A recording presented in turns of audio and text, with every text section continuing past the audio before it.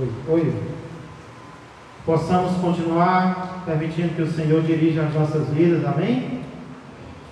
Já louvamos ao Senhor com cânticos, com orações, e agora vamos meditar um pouco em Sua palavra, permitir que Ele fale conosco por meio das Escrituras Sagradas. E eu pergunto para vocês: será que algo só termina bem se também tiver começado bem? Será que algo só tem chance de terminar bem se esse algo também tiver começado bem? Ou será que não? Será que às vezes, mesmo começando mal, começando talvez não da forma como deveria, algo pode terminar de forma diferente? Mesmo não tendo começado de forma tão agradável, será que algo pode terminar de forma agradável? Hoje nós vamos iniciar uma série de algumas reflexões em um personagem pouco conhecido da Bíblia, porém que tem muitas lições a nos ensinar. Quem aqui já ouviu falar em Jabez? Levanta a mão. Quem já tinha ouvido falar em Jabez? Às vezes a gente troca o nome, né? Jabez, alguns chamam de Jabes, mas na verdade a pronúncia é Jabez, porque termina com EZ. Pois hoje nós vamos começar logo vendo como iniciou e como terminou a vida desse personagem tão interessante da palavra de Deus e que tem tanto a nos ensinar, inclusive sobre a eficácia da oração. Por favor, abra a palavra de Deus em 1 Crônicas. Se você nunca tinha ouvido a mensagem em 1 Crônicas, hoje você vai ouvir. 1 Crônicas, capítulo 4. Na verdade, eu creio que você já ouviu. 1 Crônicas, capítulo de número 4. Hoje nós vamos meditar no verso de número 9. Peço que você abra lá, livro de 1 Crônicas, capítulo de número 4. Vamos meditar no verso de número 9. Vamos ler os versos de 1 a 9. Diz assim a palavra de Deus: os filhos de Judá foram Pérez, Esrom, Carmi, Ur e Sobal. Reaías, filho de Sobal, gerou a Jaate. Jaate gerou a Almai e a Laade. São estas as famílias dos Oratitas. Estes foram os filhos do pai de Etã: Jezreel, Isma e Idbas. E era o nome da irmã deles Azelelpone. Eita glória! Verso 4, vai gravando aí para colocar no filho. E mais Penuel, pai de Gedor, e Ezé, pai de Uza. Estes foram os filhos de U, o primogênito de Efrata e pai de Belém. Azur, pai de Tecoa, teve duas mulheres, ela e Naara. Naara deu à luz a Alzão, a Éfer, a Temene e a Astari. Estes foram os filhos de Naara. Os filhos de Ela, Zerete, Izar e Etnã. Cós gerou a Nube e a Zobeba, e foi pai das famílias de Arel, filho de Arum. E o verso 9 diz: foi Jabez mais ilustre do que seus irmãos. Sua mãe chamou-lhe Jabez, dizendo: porque com dores o dei à luz. Vamos lá. Pai amado e Pai querido, nós precisamos, Senhor, todos os dias da nossa vida, ouvir a Tua voz. Pai, o que nós ouvimos ontem, serviu para ontem, e nós precisamos ouvir hoje, o que vai servir para hoje, porque todos os dias nós precisamos nos alimentar da palavra do Senhor. Então, Pai, nós pedimos que esta leitura que foi feita e a meditação que faremos agora sirva de fortalecimento para o nosso espírito, de instrução para a nossa alma, Pai, e de lâmpada para os nossos pés. Tudo isso pedimos e agradecemos em nome de Jesus Cristo. Amém e amém. Existe algo de diferente nesse personagem chamado Jabez. Por que, pastor, existe algo de diferente? Porque se você observar os primeiros versículos do capítulo 4 de 1 Crônicas, apenas cita uma lista de nomes. São vários nomes citados até o verso 8. Porém, quando chega no verso 9, o autor, o escritor de 1 Crônicas, ele escreve uma história um pouco mais elaborada. Ele cita um homem e ele conta a história desse homem. Ele não apenas cita o nome dele, mas ele cita a história dele, o que ele fez e o que aconteceu com esse personagem. E é justamente sobre isso que nós vamos meditar hoje. Hoje nós queremos ver o que o autor, o escritor de 1 Crônicas, começa a falar sobre Jabez. Ele mostra como ele iniciou a sua vida e também como ele terminou a sua vida. E nós temos algo a aprender aqui sobre o início e também sobre o final. Vamos ver então primeiramente como Jabez terminou sua vida. Apenas o início do verso 9, acompanha comigo novamente. Diz o escritor bíblico que foi Jabez mais ilustre do que seus irmãos. Foi Jabez mais ilustre do que seus irmãos. Irmãos, a tribo que está sendo descrita aqui em 1 Crônicas 4 é a tribo de Judá. E nós sabemos que a tribo de Judá era, por si só, uma tribo honrada em Israel. A tribo de Judá era uma tribo destacada.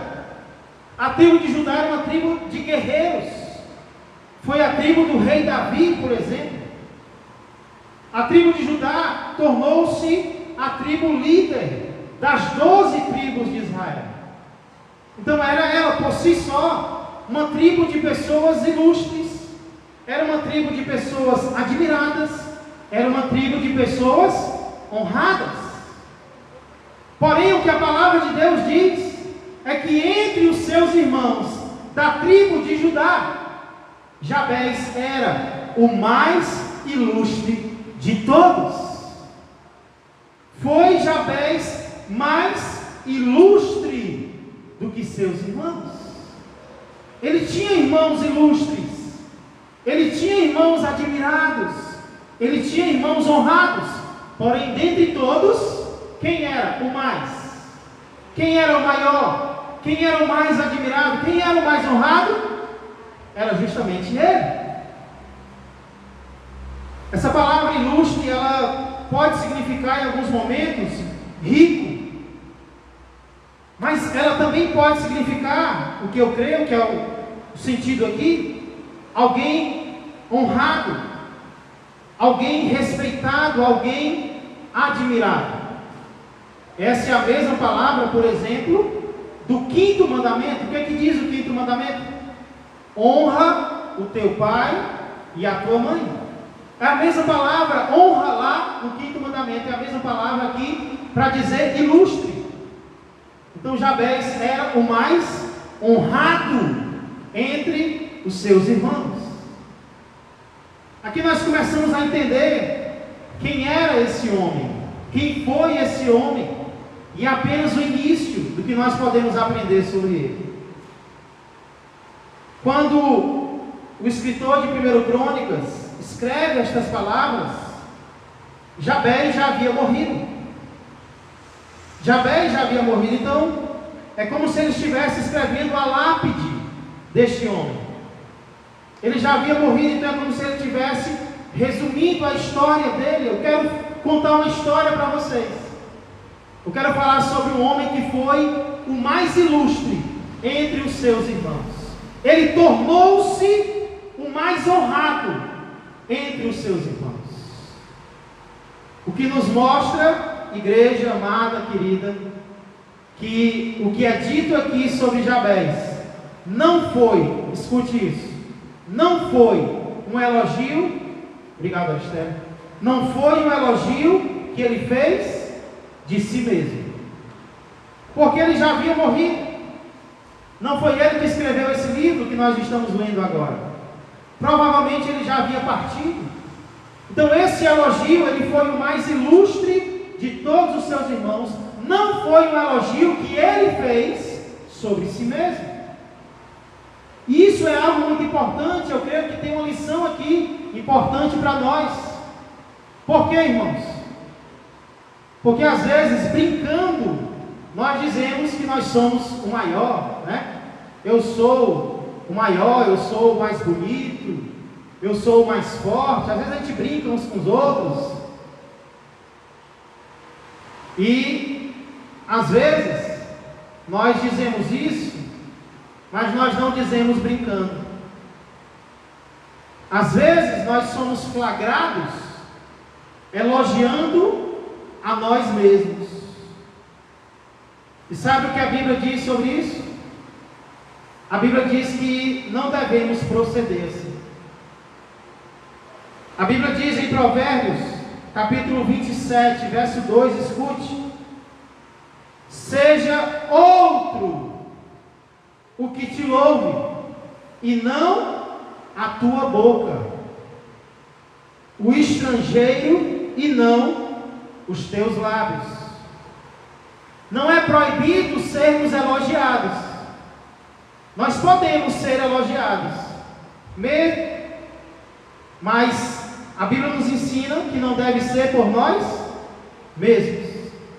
Nós podemos ser elogiados, porém a Bíblia diz que nós devemos ser elogiados pelos outros. Mas sabe qual é o problema? É que às vezes nós dizemos, ou nós pensamos: se eu não me elogiar, quem vai? Né? É a mesma coisa no se amar. Tem muito crente aí dizendo: se eu não me amar, quem é que vai? Se eu não me elogiar, se eu não me der valor, quem é que vai me dar valor? Mas irmãos, a Bíblia mostra que se eu e você fizermos o que é certo, alguém vai nos elogiar. Alguém vai nos elogiar na terra. E o que é mais importante, alguém vai nos elogiar no céu. Você lembra o que aconteceu com Jó? Jó se preocupou em ter uma vida íntegra. Jó se preocupou em ter uma vida reta. E a preocupação de Jó não eram os outros, não. Ele queria fazer o que era certo. É o que a palavra de Deus diz: Jó era o maior de todos os do Oriente. Jó foi elogiado na terra, mas sabe o que é mais impressionante? É que Jó foi elogiado no céu. Deus falou com Satanás: observaste o meu servo Jó, porque ninguém há na terra semelhante a ele. Quando nós fizermos o que é certo, os olhos de alguém estarão sobre nós.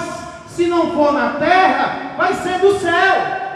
Alguém vai olhar, alguém vai elogiar. Então não se preocupa com elogio, não se preocupa com reconhecimento. Na hora certa vai vir, e vai vir da pessoa certa, vai vir das pessoas certas.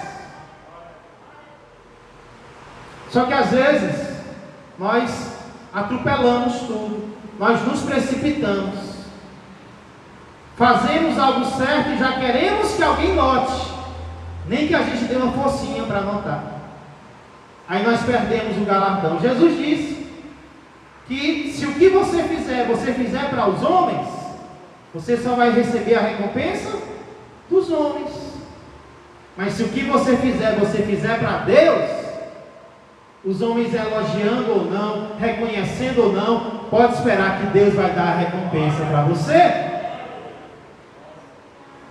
Então aqui eu vejo um homem que não se elogiou, mas no final das contas foi elogiado.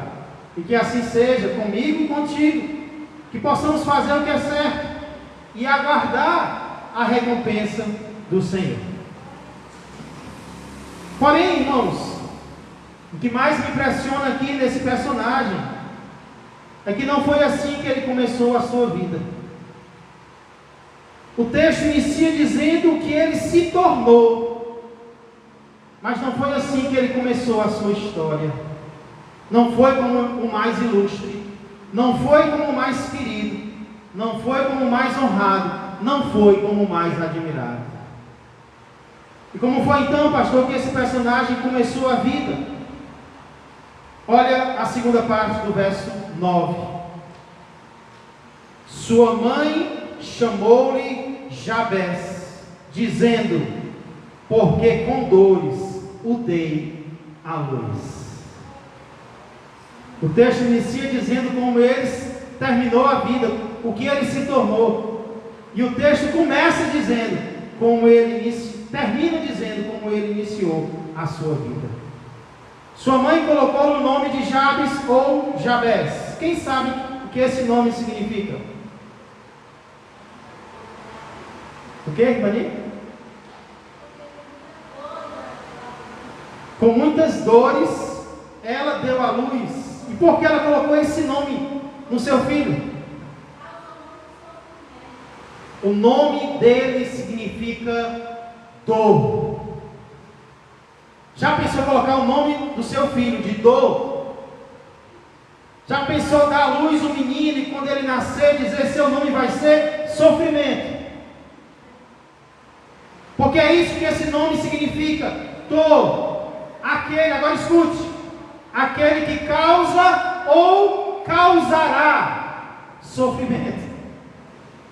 Aquele que causa dor ou causará dor.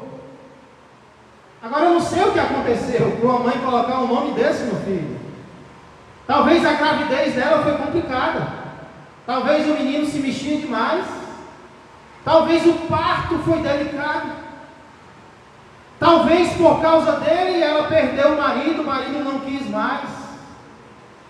Talvez por causa dele ela adquiriu alguma doença, eu não sei. O que eu sei é que esse menino trouxe dor para sua mãe. E ela marcou a vida dele com a dor que ele causou para ela. E deixa eu perguntar, será que não é isso o que muitas vezes nós fazemos com os outros?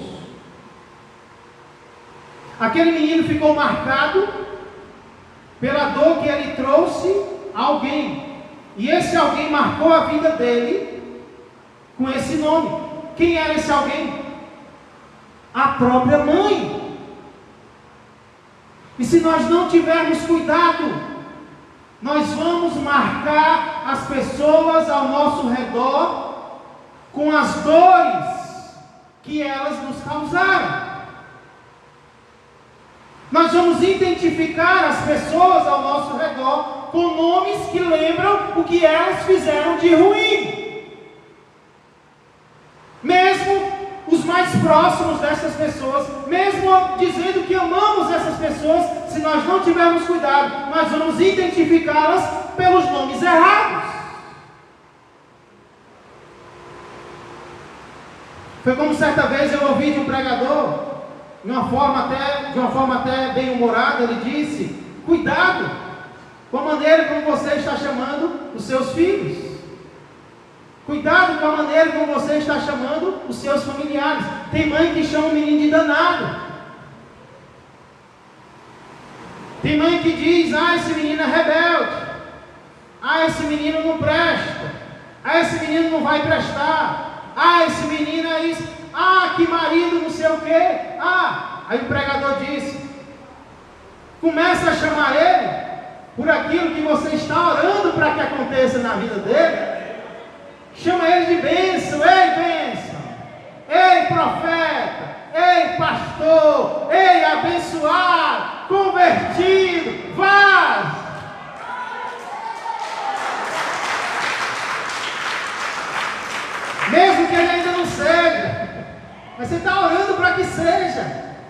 Então você vai começar a chamar por aquilo pelo qual você está orando para que aconteça. E eu creio que isso é mais sábio. Sabe por quê? Porque muitas vezes o nome que nós colocamos em alguém pode influenciar esse alguém. Eu estou cansado de ver isso acontecer. Crianças que passam a infância ouvindo nomes, quando crescem dizem: mas não foi isso que a mãe disse que eu seria? Não foi isso que o pai disse que eu ia ser quando eu era criança? Aí eu me tornei. Quando um gêmeo nasceu, os pais colocaram o nome dele de Jacó, porque ele segurou no calcanhar do irmão para nascer junto com o irmão. E aí Jacó significa, sabe o quê?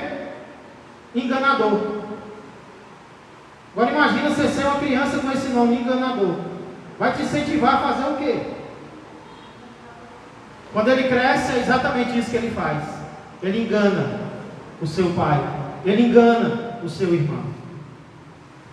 Até que vem Deus na vida dele e transforma não só o nome, mas o caráter dele também. Porque é Deus que faz isso. Então precisamos ter cuidado. Precisamos ter cuidado com a forma como nós chamamos. Eu sei que tem hora que dá vontade de descarregar a emoção, né? Dizer aquele nome bem grandão com a criança, com o jovem, com o parente. Mas irmãos, o que é que isso tem de bíblico? O que é que isso tem de fruto do Espírito? Se nós dizemos aquilo que nós queremos, quem é que está controlando a nossa boca? Quem é que está controlando o nosso coração? Então, se você está orando para alguém ser transformado, comece a chamar ele por esse nome. Deus prometeu que Abraão seria pai de multidões. E ele acreditou e disse: agora eu me chamo Abraão, porque Deus falou que eu vou ser pai de multidões. Então vamos ter cuidado com aquilo que nós dizemos, porque isso pode acabar influenciando as pessoas. Mas sabe o que é interessante? É que isso não aconteceu no caso desse personagem. Mesmo com esse nome, a história dele foi transformada. Ele começou sendo um instrumento de dor para sua mãe, e ele acabou sendo motivo de admiração para todos. Ele começou sendo um instrumento de sofrimento para aquela que o amava. Tanto é que ela colocou o nome dele, dor, sofrimento. Mas algo aconteceu na história dele, e ele acabou se tornando honrado, respeitado entre os seus irmãos. O que aconteceu, pastor? Para que Jabez mudasse, o que aconteceu para que a história dele se transformasse? É o que nós vamos aprender nas próximas terças-feiras. O que eu sei é que Jabez terminou diferente de como ele começou. Isso nos traz algumas lições que eu quero compartilhar com vocês. 3 lições sobre começo e sobre final. Próxima terça, se Deus quiser, vamos iniciar o verso 10, que mostra as petições que esse homem fez a Deus. Mas hoje deixa eu compartilhar 3 lições. Primeira, não é porque algo começou bem que automaticamente vai terminar bem. A gente se engana muito assistindo esportes, por exemplo. Um time começa bem, faz o primeiro gol e a gente pensa, já ganhou a partida. Aí que a gente se engana, porque o jogo não acabou, a partida não acabou, e aquele que começou bem, né, Nonato? Às vezes termina mal. Não é algo automático. Começou bem, o juiz atira e um dos corredores sai logo na frente. A gente pensa, ixi, esse aí já ganhou. Só que no meio da caminhada ele cansa e os outros o ultrapassam. Então não é porque algo começou bem que vai terminar bem. O que acontece, irmãos, é que muitas vezes algo começa bem. O ministério começa bem o ano. O relacionamento começou bem. O negócio começou às mil maravilhas. Olha o que é que nós fazemos. Vai ser só moleza. Vai dar tudo certo. Aí o inimigo vem e passa uma rasteira. Por quê? Porque nós baixamos a guarda. Nós achamos que porque começou bem, vai terminar bem, mas não é automático. Nós temos que continuar vigiando. Nós temos que continuar nos esforçando para manter algo que está bem, para que ele continue bem. Essa é a primeira lição que eu aprendo aqui. Segunda lição, contrária dessa. Não é porque algo começou mal que automaticamente vai terminar mal. Nós vemos isso no caso desse personagem. Olha o começo da história dele. Aquela mais próxima coloca o nome dele de dor, de sofrimento. Jabez tinha tudo para ser alguém que seria inútil, alguém que traria problemas na sua geração. Mas ao invés disso, ele se tornou um homem admirado, biblicamente falando. Ele tornou-se um homem admirado, honrado nas escrituras sagradas, um exemplo de oração para mim e para você.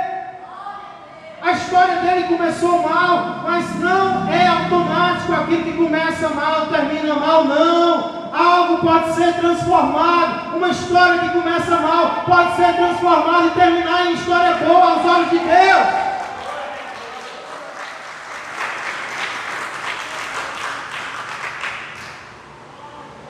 Na verdade, as mães aqui sabem, os pais, e quem não sabe, creia.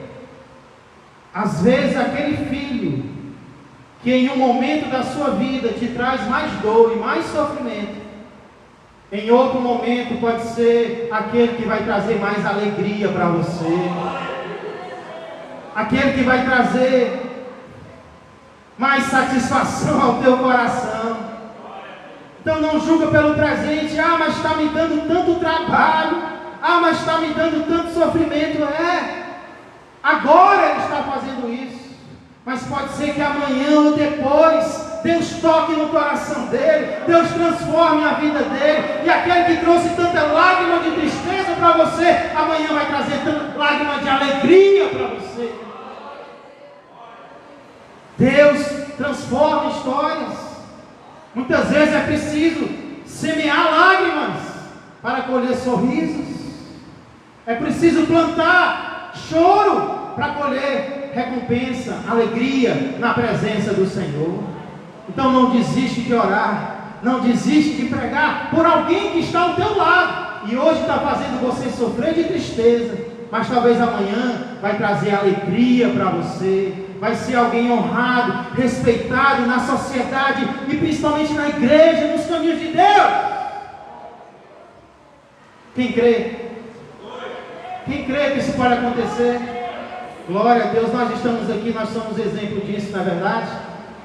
Quantas dores nós já trouxemos aos nossos parentes. Ainda bem que minha mãe está aqui para contar a história. Já trouxe muitas lágrimas para minha mãe e hoje eu quero trazer alegria para ela.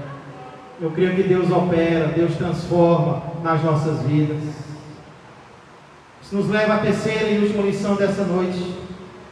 Por mais importante que seja começar bem, o mais importante é terminar bem. Começar bem é importante, é algo desejável. Mas talvez você olhe para trás e vê e nota que algumas coisas não foram como você desejava. Teu casamento não começou como você queria. A tua vida não começou como você queria. Por mais importante que começar bem seja, biblicamente falando, o mais importante é terminar bem aos olhos de Deus. Alguém estava visitando um desses países pobres da Ásia, e lá as pessoas tinham costume ainda de levar outras pessoas aqui nos ombros. Elas colocam uma cadeira e colocam tábuas debaixo, acho que vocês já viram. E aí elas carregam aquela pessoa, ela paga uma quantia e elas carregam aquela pessoa sobre os ombros deles. E essa pessoa estava notando que durante a maior parte da viagem, aqueles que o carregavam estavam andando lentamente. Mas quando eles avistaram que o destino estava chegando, eles aceleraram. Eles não só caminharam, eles começaram a correr. E o viajante ficou admirado: o que está acontecendo? E aí depois ele procurou um amigo dele e perguntou: ei, por que durante toda a viagem eles andaram tão devagar? E quando eles viram o destino, eles começaram a correr. Aí o amigo dele respondeu: é porque eles sabem que o mais importante é terminar bem. Eles sabem que isso vai ficar gravado na mente do viajante. Se terminar bem, a impressão vai ficar boa e ele vai querer andar com eles novamente, porque é disso que ele vai lembrar, do final. E na vida cristã não é diferente. Na vida cristã o mais importante é terminar bem. Lembra como Saul começou? O primeiro rei de Israel começou tão bem, mas terminou tão mal, perdendo a própria vida. Lembra como Judas começou? Começou como os outros, tornou-se até tesoureiro dos apóstolos, mas como foi que ele terminou? Terminou tão mal. Jabez, por outro lado, começou mal, mas terminou bem. E é assim que a vida cristã tem que terminar. Temos que terminar bem aos olhos do Senhor. Olha o que diz o autor de Hebreus, no capítulo 13, verso de número 7. Hebreus, capítulo 13, verso de número 7, diz assim. Eu achei interessante isso. Lembrai-vos dos vossos guias, os quais vos pregaram a palavra de Deus, e considerando atentamente o quê? O início, e considerando atentamente o fim da sua vida, imitai a fé que tiveram. O autor de Hebreus diz: prestem atenção no fim da vida dos que pregaram a palavra de Deus para vocês. Olha como foi que eles terminaram a vida deles. Imitem a fé que eles tiveram. Eles terminaram em fé. O que foi que Deus disse a Ezequiel e foi citado pelo Laerte hoje? O que importa é o que fizemos no passado, ou é o que estamos fazendo agora? Deus disse para Ezequiel que quando alguém se arrepende, ele esquece as obras passadas. Isso vale para alguém que estava longe dos caminhos do Senhor, mas se arrepende e se volta para Deus. O que é que Deus faz? Deus esquece das obras erradas do passado e lembra agora das obras dele na presença do Senhor. Deus apaga as nossas transgressões, Deus apaga os nossos pecados, aquilo que fizemos no passado, no começo da nossa vida, e Ele vai olhar agora para o que estamos fazendo no final. Porém, isso também vale para o contrário. Deus também disse a Ezequiel: se um justo se arrepender da sua justiça, eu vou esquecer as suas obras de justiça do passado e vou lembrar apenas da sua iniquidade. E ela não é o que muitas pessoas estão fazendo hoje. Serviram a Deus por tantos anos, por tanto tempo, e agora estão esquecendo do Senhor, achando que Deus só vai olhar para aquilo que eles fizeram no passado. Ei, que bom que nós servimos a Deus no passado, mas não vale de nada ter servido a Deus no passado, se nós desistirmos de servir a Ele hoje. Não vai servir de nada você ter feito algo para Deus no passado e você desistir hoje. Mas nós não somos dos que desistem, nós somos dos que permanecem Nós começamos, nós estamos continuando e nós vamos terminar servindo ao Senhor dos Exércitos. Glória a Deus. Vamos decidir, irmãos, que vamos terminar a vida bem. E não é bem aos nossos olhos, é bem aos olhos de quem realmente importa, é bem aos olhos do nosso Deus. Vamos ficar de pé, vamos orar ao Senhor. Glória a Deus.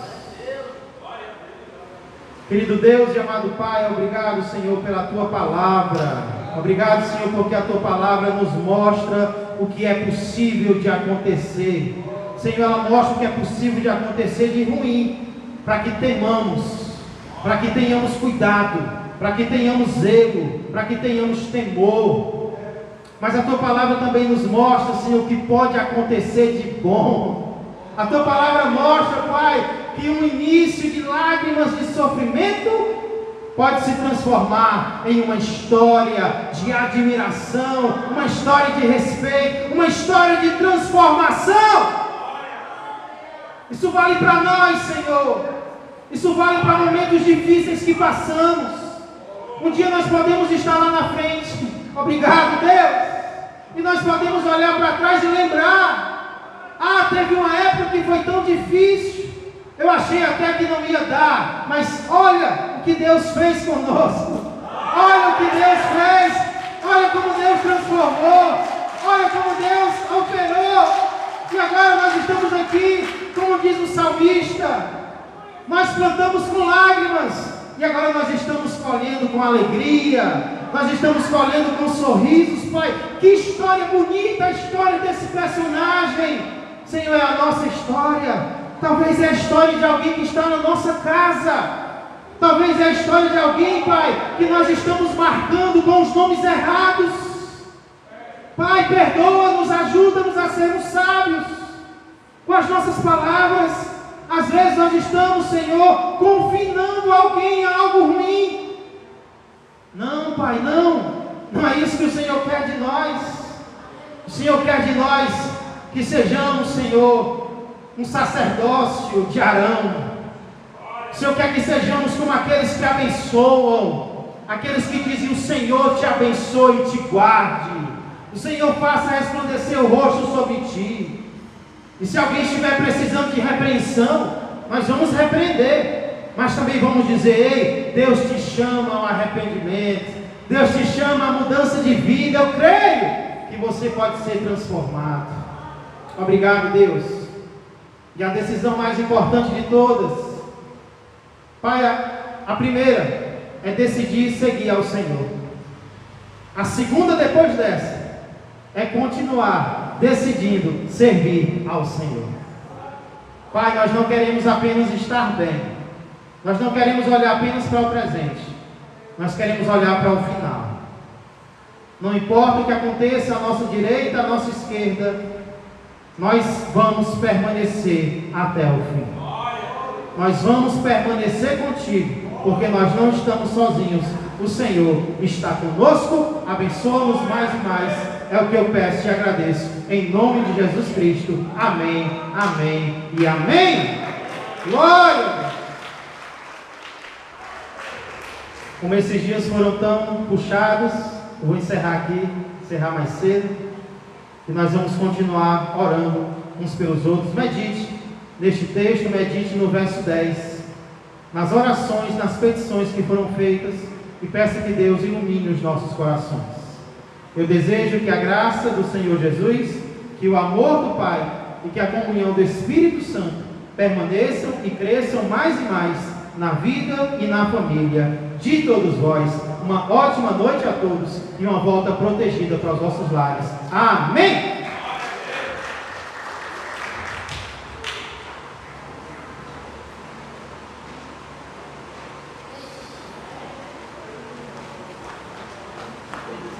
Pastor Tiago.